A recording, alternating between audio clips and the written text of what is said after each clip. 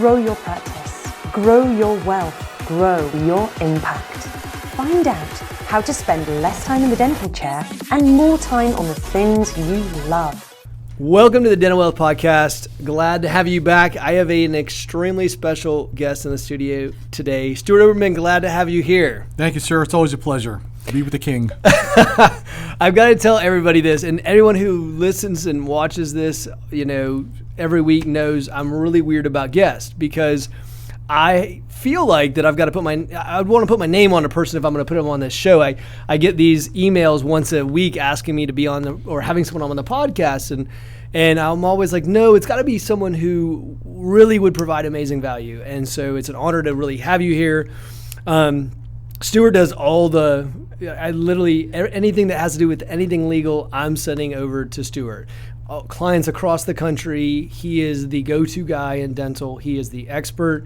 You've been doing this for 483 years, I think is what you were saying the other day. Seems like it. Seems like longer, seems like shorter, depending on the week. During COVID, it felt like it was longer, too. Give and take or day, you're probably pretty accurate. So Oberman Law Firm, in all seriousness, you guys have been around for how long? 27 years. 27 years. And yeah.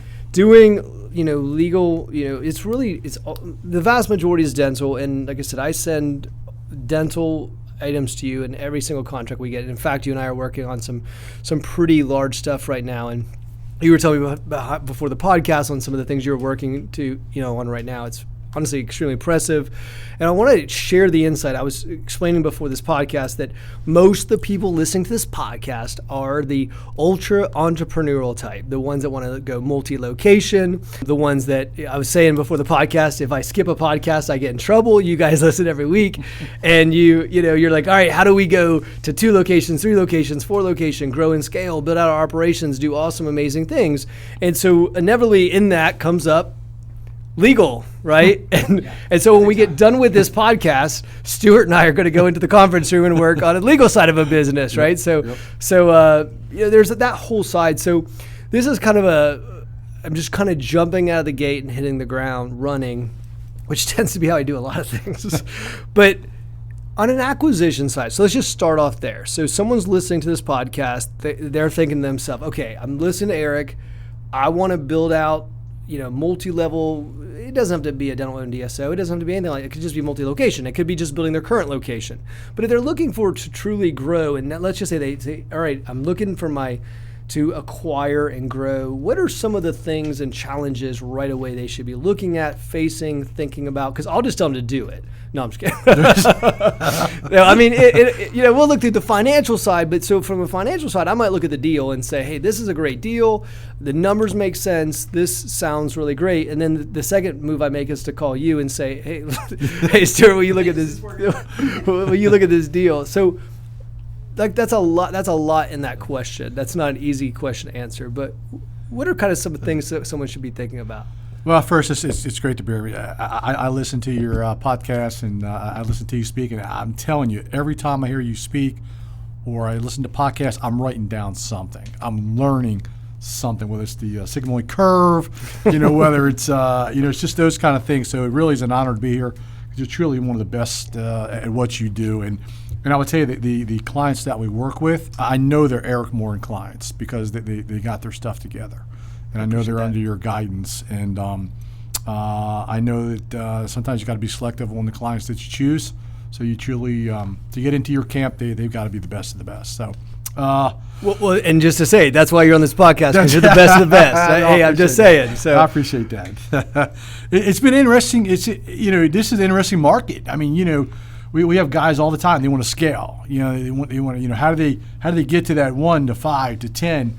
And to get to 1 to 5, you got to have one heck of an infrastructure.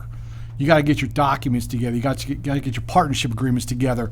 We ran into a case where a doctor was selling, and for 25 years, the CPA didn't realize he did not have a federal tax ID number, and he had a defined pension plan for 25 years. So he was looking to sell, and we had to do a lot of things backdoor to get the Secretary of State in that particular state to retroactive an application for incorporation 25 years back. So again, it's amazing what happens, but first you've got to have your good people around you. You got to have the tower leadership guys. You got to have the legal. You got to have your financial advisors. You got to have your CPAs. You got to get your numbers in order, and you got to figure out where your money's coming from. We get calls all the time. Banks are getting skittish right now about scaling and how many practices you're going to have. There's now a whole nother market coming on, secondary lenders, that for 3 to 5 years you're going to pay 8 or 10% interest, because that's the only place you can get money right now. But that's another story. But I would say fundamentally get your advisors, figure out where you want to go, how you want to go, what your numbers are, and are you fundamentally sound? Because if you don't have 1 practice or 5 practices in order, you are not going to 10, and if you do, you're going to lose money pretty quickly and lose your identity pretty quickly. Do you see people that jump right into the purchase without thinking through that? Because I think people think about the purchase contract, purchase agreement, but then when you're talking about looking truly from a legal perspective at everything, right? And I think even some of these operational documents and when we're working through even operational agreements, I think that something I see a lot is it's what is the minimum I need to do legally to get this thing across the line, and then and I think that's the complete opposite approach than should be. So, when you look at something like that, so I'm going to acquire. Let's just say I'm acquiring another practice or 2 or 3. I'm thinking to grow and scale, and you start saying from a legal perspective, like, what other things should I think about? Okay, I've got an operating agreement. Let's just say I have a partner, so I have an operating agreement with my partner. I've made whatever documents I need to close the deal, whatever the minimum requirement I felt like I needed. Now, what do I need to think about from a legal perspective? Anything else? That's what it's like, well, everything. Well, it's interesting. It's funny. I say that because it's like, well, hold on, like everything else. Well, but that's the thing, interestingly enough, and I see it all the time. You work with growth-oriented people that are extremely entrepreneurial, and sometimes they don't think about those things. It's like, hey, whatever contract I need to get, because don't think that I haven't gotten the phone call and say, is there something on Google I could print off? Like that's it happens, and you're like, this is a $10 million deal. We should probably not, probably need to get something. I've got a LegalZoom account, Yeah, will not be the first time we've heard that either.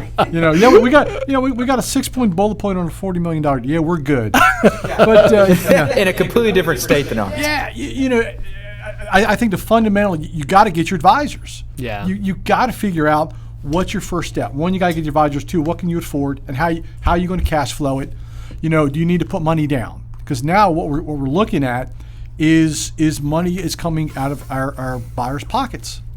Because the banks do not want to risk probably a lot over 80%. So now we're seeing down payments. Where's that money coming from?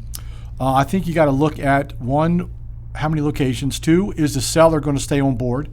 If he's staying on board, what's the holdbacks? Are you going to send him under certain productions? Is he going to be a self-sustaining practice, or are you going to have to come in and get associates?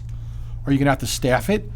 Is it a tired staff? What's the hiring process? Are you in a demographics area that you can hire somebody? If you buy practice in South Georgia and you lose half your staff, you're done because you're not going to find anybody. I mean, we have practices closing every day. We're like, we can't sell your practice. We can't even begin to sell your practice because you got no staff. So then you got to take a look at, what are you signing? We become involved too late a lot of times. They've already signed a letter of intent. So once you sign a letter of intent, especially if you're acquiring, sellers don't want to move, because what happens is they've already got 20 DSO companies that are giving them more money than you could ever dream of as an individual buyer. You can't compete with DSOs. I mean, there's just when you're paying multiples of anywhere from 7 to 10% now of EBITDA numbers and a lot of regulatory issues and a lot of numbers, you can't compete with that. So what's your competitive advantage? What are you looking to do? And why are you an individual that has 5 practices versus coming in with a DSO that's paying cash and multiples that you can't touch because the banks won't let you touch it? So you got to look at really, I think, the letter of intent, what the process is, where you want to acquire, how you want to acquire it, and does it cash flow? It's interesting. I'm kind of, from my perspective, we never see that, because what I mean by that is our clients come to us with all because we're one of their advisors. So we're going through the cash flow of the deal. We're looking through the whole process. So I never see that side, but and I want everyone to hear this, because not everyone listens to this as a tower client. I want you to hear exactly what you're saying, which is so important, which is, getting your ducks in the row and looking at, I think you said the staff, which is so important. People are surprised when there's turnover, when they go to acquire something and they're like, what? Thinking through the cash flows. And I think I'll never forget this. This is a story that I've got to share. But this is, so I'm down in Stone Mountain, Georgia. I remember this. And this guy offers his practice for $800,000. So I get down there and I meet him, and he says, I look at the profit and loss. By the way, for people listening to this is your accounting corner. Really quickly, there's 3 types of financials: compilated financials, reviewed financials, and audited financials. What you get from a dental practice is compilated financials, which means anybody can put them together, garbage in, garbage out. And so what ends up happening is, like, this person gave me his P&L, and I said, well, these numbers don't make sense. Like, this is it. You're obviously running your entire life through your business. And I said, and I said to him, I go, I'll never forget what he said to me. I said, this offer doesn't make sense because your numbers don't make sense. He goes, oh man, you're too in the numbers. I was like, it's an $800,000 acquisition.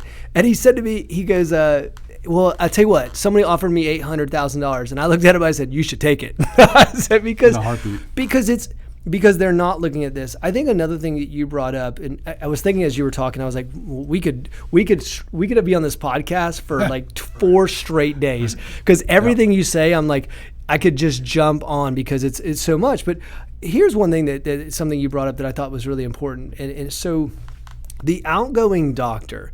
So let's just say someone sells off and they stay on. And oftentimes my experience has been that person starts to pull back, right? It's like once we get the check, it's all of a sudden, it's like we got what we call short-timer syndrome. And that's not always the case, of course not, but often it's the case. So what happens if all of a sudden somebody is, let's just say the doctor says, I'm going to continue to work 5 days a week, hustling and bustling for the next 5 years, I promise you. And then the check there's a check that changes over, and then all of a sudden the person goes, well, I think I'm going to get to 2 days. And then the production, and maybe they're there 5 days a week, but the production gets cut in half. How do you guard against something like that? It's got to be contract. So the additive is that if he hasn't done it for himself, he's not going to do it for you. So if if he says, well, we got $800,000, but we're working 3 days a week, and you want him to work 5 days a week, it ain't going to happen. So you got to figure out how to supplement that. So the key is you got to have metrics. You got to have production metrics. You got to have holdbacks. You've got. You could say, well, we'll do $800,000, but you got to hit these certain numbers. You got to hit these certain quotas. You got to hit certain numbers on trailing 12-month EBITDAs, because that's what all the DSOs do. It's all metrics. For someone who doesn't know what a holdback is, can you explain what that is? So let's say I sell my practice for $1 million, be round numbers. So I want to make sure that you're going to transition that goodwill. You're not going to be checking out on me in 3 months. You're supposed to work 3 years, 4 days a week. I want to make sure you do that. So I'm going to hold back 20% of that deal, $200,000. Plus, I'm going to have certain stipulations that if you have your collections at this number, if you have your EBITDA number at this number, I'm going to continue to reward you. So on those kind of numbers, depending on the scenario, you may pay 50% up front, cash. You may hold back, 20%, 3 years to make sure that he still complies with everything, and then, a couple of percentage points along the way for a year or two to make sure that he's got a little bit of skin in the game. Because I will tell you, if you pay him too much cash up front, they're out, they're gone. They're peace out. They're gone. I'm in the sunset, and what are you going to do? Sue me? I already got $600,000. That's right. Come and get it. The people that listening to this podcast right now are like, "That was good. That's all I needed right there. That was good." Yeah. Because Holdback. And it's because we get that question all the time. Because I've had the argument where people tell me, "Eric, he says he's going to work." I've had doctors who were going to stay on who were like, "I'm going to work." I was like, "No, you're not." It's not. I was like, this is just experience. I've been doing this for a long time. I was like, if there's nothing compelling that person to continue to produce, I think we'd all I mean, we say, I wouldn't do that. Yeah, we would. Once you get the check, that's why they call it short-timer syndrome. Well, you're just saying, well, the doctor's tired. Well, if he's tired for himself, he's going to be tired for you. And if you think he's going to be more productive working for you, that's a sad mistake. So you've got to figure that doctor is going to cut back no matter what scenario you're in, whether you're individual or you're buying 3 doctor practices or you're a DSO. It's amazing to see a letter of intent for a DSO. They got everything tied to numbers. If you think you're going to sell to a DSO and you're going to relax, you're going to work harder for a DSO in a lot of cases. Then the question is, okay, I'm going to buy. I'm going to buy 3 practices at one shot. Who's going to manage those? What are you going to do? Where are you going to manage it? How? Let's say you got 3 practices that collapse. How many places are you going to be? Do you have the cash flow? This is where you come in. That's right. I'm buying a practice, in 3 weeks. Well, great, but you got $100,000 in the bank. That's right.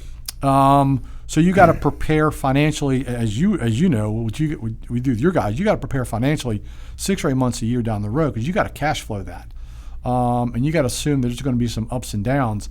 If you're relying on a $50,000 line of credit when you buy a practice, that'll get you a month. Well, and then operations, I think, you brought it up. One of the things I talk about all the time is this idea of what you said, which is, we work also, with people helping build out operations for that reason. Because I'm like, when you go to acquire that next one, who's going to go in there? If let's just say we go back to that scenario, in that 3rd practice, you have a complete staff turnover. Let's assume that everybody leaves. You maybe the doctor's not doing what the doctor's supposed to be doing. Who's going to manage the day-to-day? Who's going to put your systems in place? Who's going to make sure that's happening? All these things are things to think about when you're going to build it. So it's building that infrastructure out, but then being able to afford that infrastructure. So not putting the money aside and not thinking through that is really crucial. Now, I'm going to ask you a question this one is a question that everybody wants to know. Everybody wants to know. We get it all the time. So, okay, if you're building and you're growing and there's obviously inevitability around associates, and we work at Tower Leaderships. We do show doctors how to attain associates without handing over equity, which is, I think, very key. I think my fundamental belief is that you can grow a business without handing over equity. And it's always been that we do hand over equity in dental because there's really no other way. Now, DSOs have walked in here because I'm an MBA. My thought process is more like a DSO. Like, why would I give up equity to all these people? And so DSOs have proven, no, you don't necessarily need to give up equity. Now, but that's probably maybe, I might went too far down. I'll pull back the trail a little bit. But associates, when I'm going to get associate contracts, and I'm trying to put these people in place, and I want to make sure that they're taken care of. A lot of times, here's what I'll get, Stuart. I think I got like an old contract in my computer on my desktop somewhere. I get it all the time. Trust me. I get my friend in Oklahoma. They got an associate 6 years ago, and half of it's redacted, but I think I can make it out enough to get his contract in place. And then sometimes also, sometimes the other side. Like I said, I'm throwing a lot at you, but the other side is sometimes they'll get a contract and they don't read it. And it's interesting. Sometimes? Yeah, right. Okay. I get these contracts sometimes where these people are literally have no idea because their friend in Oklahoma sent them a contract and they didn't read it and they change it up a little bit and then they put it in front of this person. And when I see it, I'm like, do you know you just gave up like 50% of your practice? And so they don't see that. So I'm going to get back to an actual question, but when it gets to associates, what kind of things contractually should they be thinking through? Well, here a couple of points while you're talking. First, if they're going to sell, they need to get it with you a year before they're going to sell. At least a year to sell, because numbers are so critical. And if you're saying, well, I'm going to sell, I'm going to sell in 6 months. So you got 6 months to clean up a lot of 20 years of garbage. So you've got to prepare at least 2 or 3 years in advance. Period. Like, oh my gosh. Period. Period. I mean, if they say, well, I want to sell and I'm working 3 days a week, and So my practice is 450. I'm like, you know what, you need to take a year off and plan. Go be an associate. Yeah, it's. I mean, what are you doing? You got to get with a guy like a Tower Leadership and say, you know what, I'm selling in 2 years. What do I need to do? That's How right. do I need to do? Absolutely. If I need to grind 4 or 5 days a week for 2 years, I need to grind. I need to get a marketing plan, and I need to get my numbers up. So a 450 practice will get you a 450 buyer, which means they're going to gut your practice. Yeah. So then you get onto the buyer side. First thing you talk about associate contracts. It's amazing how many buyers that don't see the big picture. So doctors got 2 or 3 practices. You want to take them down, whether it's one practice or whatever. Is that associate under contract? Who has all the revenue? Is it the associate or the doctor working 2 days a week? So the associate concept is absolutely critical in the acquisition, because when the DSOs come in and they want to buy your practice, and you got associates in multiple offices, they're looking at everything. Yeah. They want to lock you down. You need to do the same thing when you're buying. Is there an associate? What's the contract? If you have a practice currently and you're looking to scale, and the key is locking down your associates. Because if you don't have that locked down, what's going to happen if they need to fill in somewhere? So we're seeing on the compensation level. Also on equity, so you got potentially non-equity issues. So if you're paying your associate really well, you're going to keep them. If you're paying them a good base, you're going to keep them. If you're paying them incentives, you're going to keep them for the most part.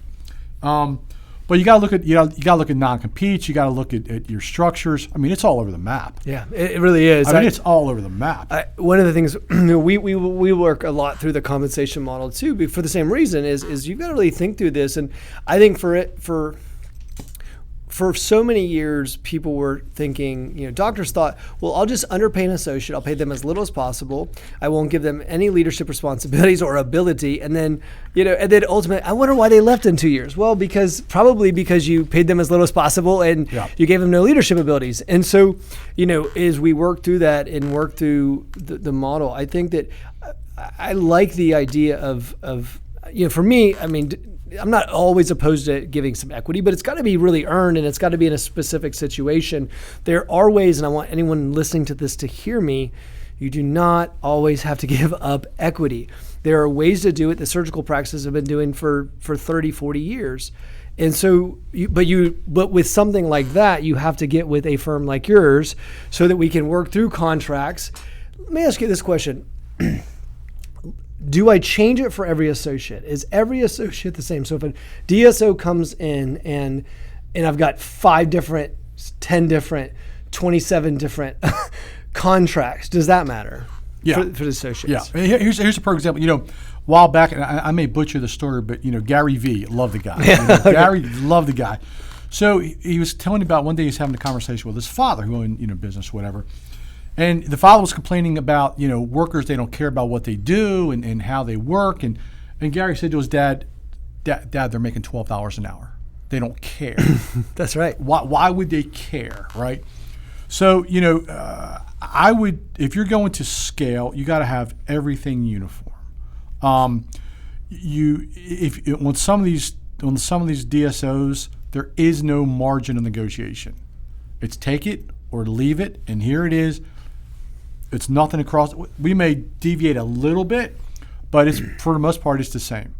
And that's, if you're going to scale, you got to have things uniform. Now each one's a little bit different. Each office is a little bit different, but you probably on an 80% scale, you should have the same uniform contract across the board. Oh my gosh! Across the board. We were just talking about that. We were just talking about this before he got here today, didn't we? Yep. I'm so glad you guys are hearing the lawyer. I've been saying it forever. We didn't plant hammer or anything. It's so good. This is I promise you I didn't tell him what to say. It's such a good thing because it's like the great thing about dentistry is dentistry's evolving, right? It really is. And, Daily. It's becoming more advanced. It's becoming more sophisticated. When even, even go back 10 years ago, the shoebox full of receipts still worked. I mean, you could still get by with so many different things, and that's just such a short period of time. And even the last 5 years, it's changed dramatically. Even going down to doctors who want to market 0.08% and then wondering why the DSO's taking over. And so there's so many things that are changing in sophistication and legal contracts and accounting, and being on top of it. Well, that's why before they even buy or sell, and you see this from your end before they even get anywhere else. Like these things are a mess. We got to clean these up first and foremost. How do we get it?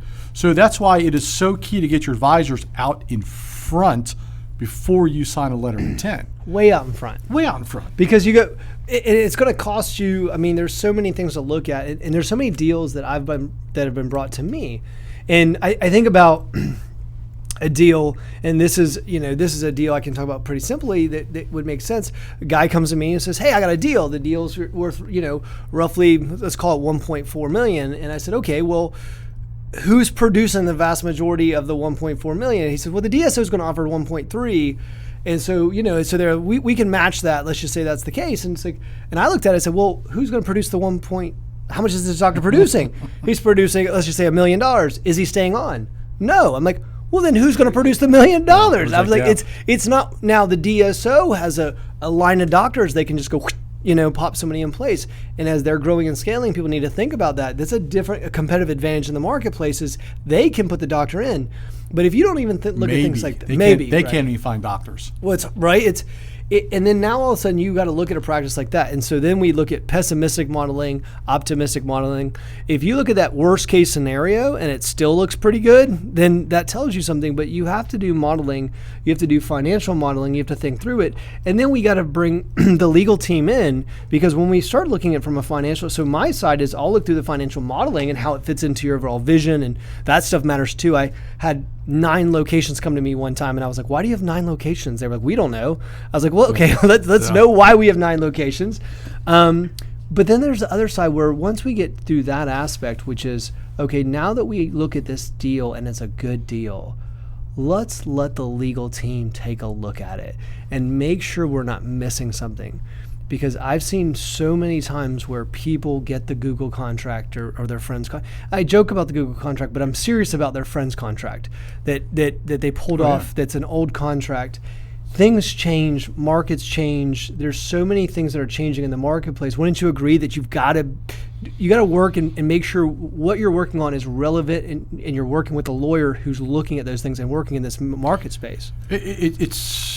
It's amazing what's changed in 10 or 15 years. I can't even begin to say how much has changed. So, examples on a blueprint. So when they come to your tower leadership, you give them a blueprint financially which way to go. Okay.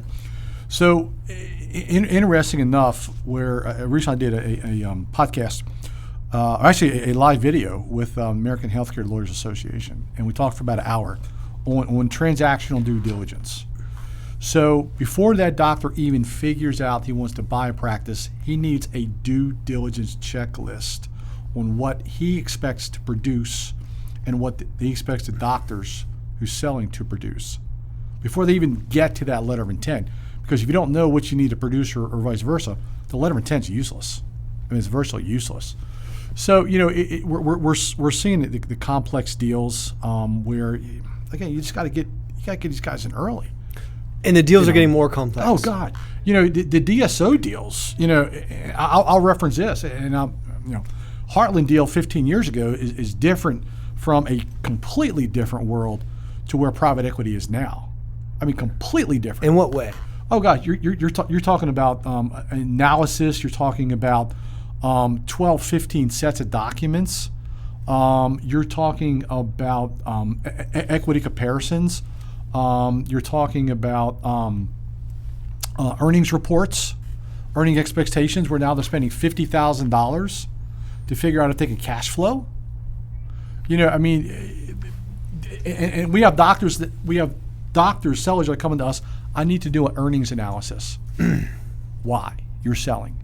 Who cares what your cash flow is, right now? So, those kind of things is that our doctors just don't know. Are you going to spend $25,000, $30,000 on an earnings report? That's why you got to get your people involved early, because otherwise it's just, and if you are a private individual and you're buying, 5, 10 practices, or you're buying 1 or 2, 3, are you going to do the earnings report? I mean, are you going to spend that money? You're going to spend $7 million on 3 practices or maybe more. Do you want to spend $25,000 to figure out if you can cash flow it? And that's, like you said before, you got to figure out if you buy 3 practices or 1 practice or 2 practices, what happens if the doctors fail? Because associates will skip you in a heartbeat. They will go on to their next deal. They will go on. These guys coming out of school all want equity now. I mean, we get associates that are saying, and if you have if you got, let's say you buy 3 practices and you already got 2, right? So you got to be prepared for these guys coming out of school. They want to say now, what's my equity share? When do I buy in?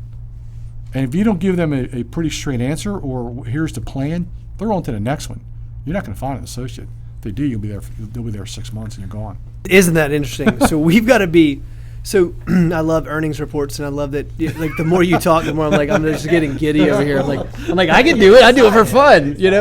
It's because it is fun for I think it's fun, but not everyone does. But I do think that I love the conversation where we're taking it in what you just said, because you have to be a completely different business. The MBAs took over this industry. It's just a fact. It's changed. When I say MBAs, the private equity is paying the MBA, who's ultimately guiding, and the CFAs who are analyzing these things, which is a completely different marketplace. The CFAs weren't analyzing. There was no financial analyst analyzing dental practices. It was the next associate up who was buying the dental practice. Now we've got CFAs and MBAs that have taken over, and I've been saying this for a long time, that it was happening and going to happen, that the marketplace has changed and you've got to wake up. And even I was talking to one of my clients recently, I was like, look, if you don't want to practice once this thing gets sold, then you got to be out of the dental chair. Like, right. If you're hanging out in the dental chair and you're producing 30% of the production, you can't just disappear. So even going through like, where do you fit in this, and what is your long-term game plan, and having a financial plan built around that, and what does that look like? So it's preparation way in advance. It isn't, and I think some people, there's always this emotional decisions. Oh my gosh, one of the best stories I have is a gentleman that was going to sell to Heartland the next morning, and he's been working with me for years, and now is completely transformed. He's got quite a few locations, and he's just he's killing it. And he's done all the work, and he's laid the groundwork to make sure that stuff happens. So I love that. Get your legal, look at the legal stuff in advance. You look at your financials in advance. You should get in the process, Stuart? Well, first and foremost, I think you got to get Eric Morgan involved at least a year or 2 before you're going to sell. Period. There's no question about it. You got to do that. And then I would say we've got to get in there early enough where they don't sign the letter of intent before we get a really good grasp on what's going on. That's powerful. I mean, just because once that letter of intent, non-binding, bull. I mean, because what happens is you pull that philosophy on a DSO, and they're sticking along that whatever that is. And then they got to go 7 rungs up. And then if you're an individual buyer, and to sell it, and the brokers are like, no, we got a letter of intent. We got to stick with this thing. I would say get us early involved. Probably a month or 2 before you're ready to sign an LOI. One of the things I talked about, I used to talk about it a lot, but I haven't talked about it as much recently. Really great business owners have a team. They pay for the team. They have you said it before, their advisors. They're willing to pay for the advice, and that's why they move to a different level, is that there's levels of sophistication. When you're at one level, maybe if you just started, you need a different level of sophistication. If you're moving up to multi-location, you need a different level of sophistication. If you're, there's levels of sophistication. Have you outgrown your network? Have you outgrown your network? Yeah, great point. Right. And then, there was someone asked me one time, I had one of the top CEOs in dental asked me, I said, what is the difference between somebody who becomes ultra successful and someone who does it within this market? What have you seen? I said, The difference is that abundance versus scarcity. The person who's willing to invest, the person who gets the right advisors, the right team, puts the right people in place, the right advice, because those people continue to grow. They do not make poor, they make much better decisions. They never make a poor decision. That would be wrong.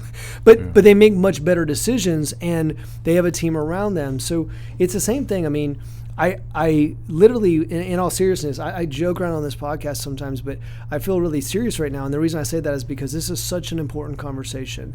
And I can't thank you enough for being here, because I literally, and I mean this, Stuart, I respect you so highly. And I could literally be on this podcast for like the next 4 days, because I have so many things I could ask you. What I want people to understand is, those of you that listen to this every week, I would not put somebody on this podcast, and literally every day I'm asked by people who want to be on this podcast, unless I would put my name on them. And I would absolutely, and I do every day, put my name, on you, Stuart. And so I'm telling you guys, if you're thinking, when you're thinking, and at any point that you need a great, and here's the thing I want to say too, I'm not one of these guys who always believes like you got to have a dental CPA or dental this. You need someone who understands this marketplace in law, because it is changing. Would you agree? Well, you can attest to this probably more than I could. 5 years ago, did you hear the buzzword quality of earnings? No. Now it's on every transaction. 5 years ago, it's like, yeah, you sort of knew what it was. Now, when you're talking about the accounting side, the bean counters, quality of earnings is now the conversation. I was just talking about this literally 2 hours ago, and I was like, it's got to be clean, and the quality of earnings matters. And these are things that now all of a sudden they're literally, it was like 480 people or whatever just a second who had their pin out. Look, these things matter, and so I would tell you right now is establishing a legal relationship. If you're ambitious at all, if you're trying to grow, expand, don't, and I 100% say this, don't go just say, hey, do you know a lawyer?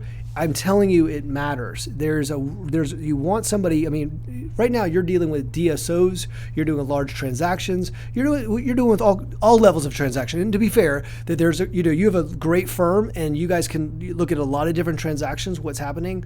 But the sophistication you guys have in this industry is unparalleled. And so the people that when you're listening to this podcast, I'm telling you. Now I don't want to get inundated with because I just want to know Stuart, but so if someone's listening to this podcast, they're like, okay, because everyone listening to this podcast has some type of an agreement they need to work on, an associate agreement, some kind of operational agreement. They're doing some kind of acquiring. They might be selling. How do they get a hold of you in that sense? Like, what would they do if they say, okay, I want to talk to this Stuart. I want to find out what his firm does and can help me. What's the best way for them to do that? Well, first, thank you, the kind words. And, when I know that our clients are dealing with you, it's a top shelf organization. I appreciate that. So, and I mean that sincerely. That's why, I'm going to digress a little bit. When COVID started, okay, and everyone's figuring out what to do, I said, you know what? I'm calling Eric Moore.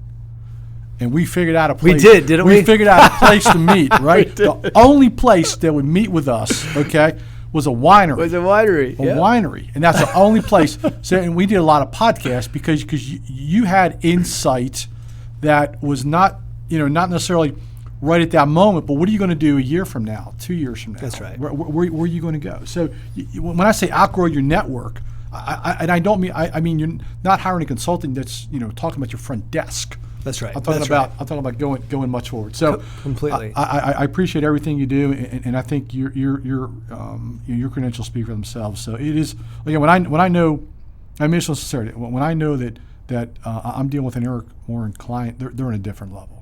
And they're willing to go a different level. I'm here to pitch you because here's the thing. Everyone listening to this podcast needs great help, and you don't want to outgrow your network, and you don't want to, you've probably outgrown your network. The vast majority of people listening to this are still dealing with a CPA who it's amazing the clients to me that are $3.5 million. I go, hey, can you shoot me a P&L? And they go, it's going to take me 6 weeks, 8 weeks. I'm like, what? 6 weeks, 6 months. 6 months, right? And I go, wait, well, and then I get this.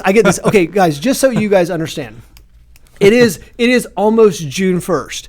If you have not gotten your damn financials for 2020, okay, right? If you're still, you have outgrown your CPA, okay? Look, but I'm still getting this. I'm like, well, he said he's still working on 2020. He's been busy. I'm like, it's busy. It's 6 months. Scale up or something. So it does matter. So I want you listening to this podcast actually to grab a pen, and I want you to take a second, and if you don't mind saying that number again, I want you to write it down because put it in your phone. I would even tell you to open up your phone and put down Stuart Oberman, and because that day is going to come up where you're like, I need some help, and I want you to call him.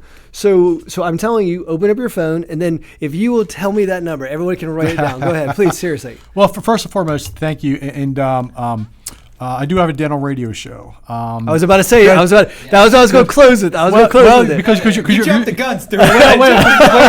Because you're going to be a guest on there, so that you're invited. So really, dental law radio is really something that, and you could attest to this. You got clients all over the country, and you got so much information, and you just got to share it. I mean, because otherwise you just that's right. What's the purpose of sitting in my office and not sharing it? It's a waste. Right. Can you say the name again? Dental Law Radio. Dental Law Radio for the listeners. So again, thank you. It's phone number 770-886-2400. All right, so you guys got that down. Say it. So I know you don't want to, but please do. I'm from up north. I speak a little quick. Say it slower. 770. Yep. 886-2400. Now here's why. They're going to call us anyhow and say, "Can I get his number?" So that's right. Matthew will get inundated with like 400 emails, and he's like, "I don't know how to get all these people to Stuart." I don't know. So we look, Dental Law Radio. Now, here's one thing about this. It takes a lot to blow me away and impress me, and you always have and always do. I will say that I love that about you. And one of the things that we were talking about during that time, and before that, somebody said to me during COVID, they were like, you know what thing I appreciate about you, Eric? They were like, you told us way in advance this was going to happen, because I was like, the number one need of a business is access to capital. Make sure you have it. Make sure it's set aside. You never know. Now, I didn't predict COVID. I'm not that guy. But I did say, look, we have market fluctuations. There's principles in business we have to know.